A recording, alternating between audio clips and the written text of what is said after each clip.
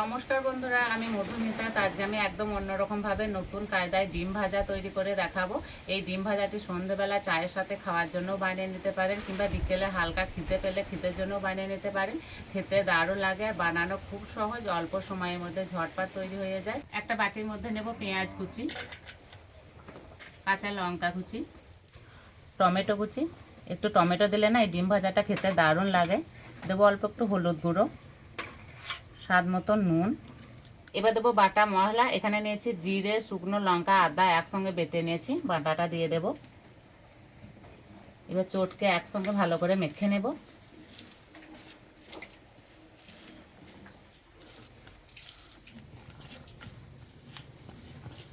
ভালো করে চটকে মেখে নিয়েছি। এখানে 4টে ডিম নিয়েছি, ডিম 4টে ভেঙে নিয়ে নেব।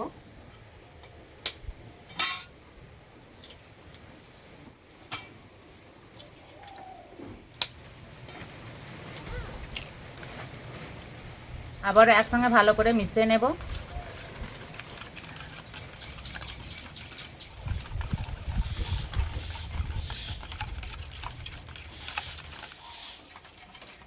একটু সময় ধরে ভালো করে মিশিয়ে নিয়েছি এবং উনানটা জ্বেলে নেব।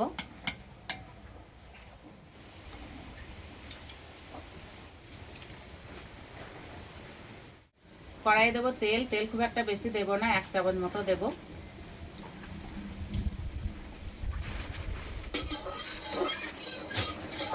এই ডিম গোলাটা দিয়ে দেব।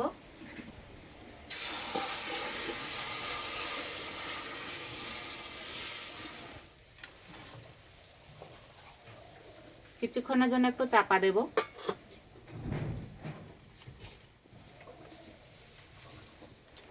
একটু চাপা দিয়ে ভাজলে না ডিমটা খুব সুন্দর ভাজা হয়।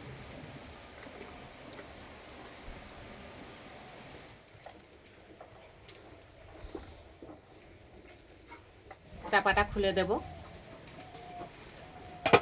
আর এই যে কত সুন্দর ভাজা হয়েছে। একটা থালার মধ্যে নিয়ে নেব।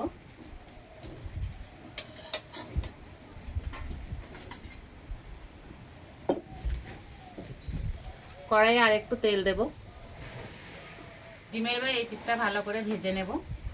ডিম ভাজাটা বেশ বড় হয়েছে, ভাজতে একটু অসুবিধা হবে, সেই জন্য থালের মধ্যে এইভাবে তুলে নিয়েছি। 2 পিঠ খুব সুন্দর ভাজা হয়ে গেছে, এবার নামিয়ে দেব।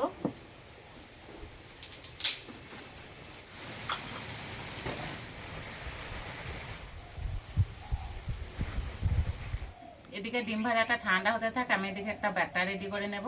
বাটির মধ্যে নেব ময়দা, 2 চামচ কর্নফ্লাওয়ার, অল্প একটু হলুদ গুঁড়ো, স্বাদ মতো নুন।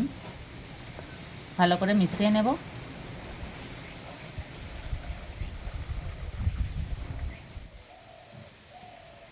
ভালো করে মিশিয়ে নিয়েছি, এবার অল্প অল্প জল দিয়ে গুলে নেব।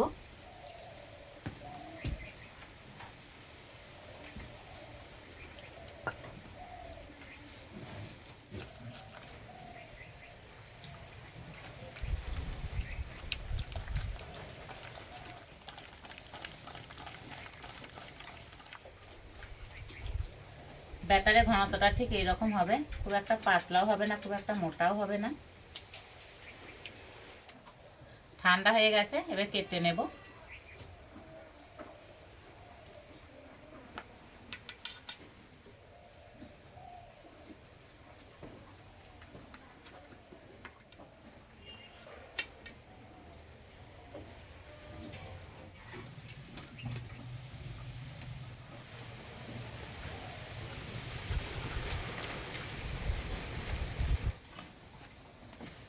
ডিমের পিসগুলো দেখতে কত সুন্দর লাগছে।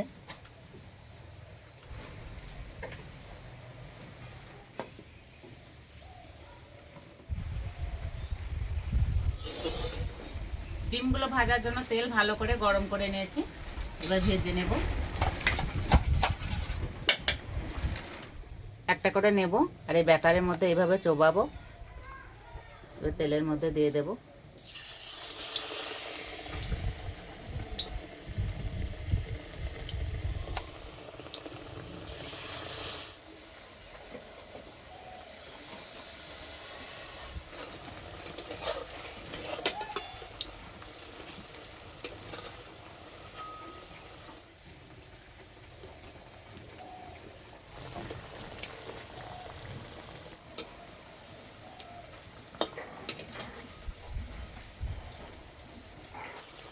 ডিম যেহেতু আগে থেকে ভাজা হয়ে আছে সেজন্য ভাজতে বেশি সময় লাগবে না।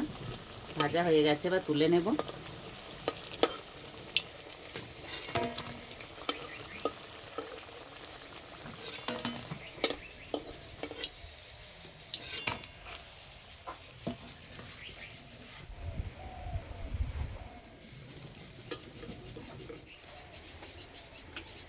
বাকিগুলো একই রকম ভাবে ভেজে নেব।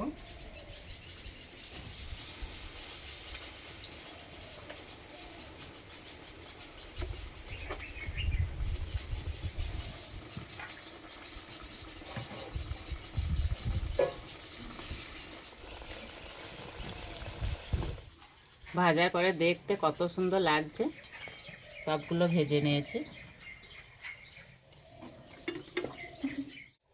ডিম ভাজা তো আমরা সবাই বানিয়ে থাকি, তো একবার হলে এইভাবে বানিয়ে তৈরি করে দেখবেন বন্ধুরা, খেতে দারুণ লাগে। আর যাকে তৈরি করে খাওয়াবে সেই আপনার প্রশংসা করতে বাধ্য হবে।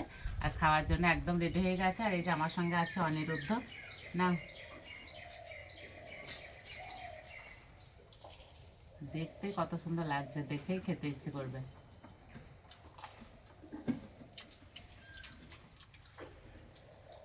আর উপরটা একদম মুচমুচে আর ভিতরটা নরম।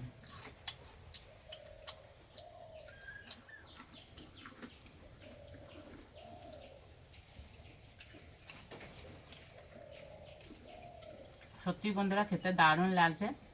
না বানিয়ে খেলে স্বাদ সবার কাছে অজানাই থেকে যাবে।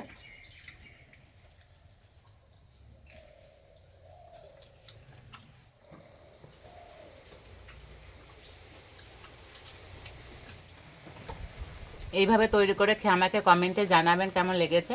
আজকের রেসিপিটা এই পর্যন্ত, আবার অন্য কোনো রেসিপিতে দেখা হবে। সবাই সুস্থ থাকবেন, ভালো থাকবেন, সাবধানে থাকবেন।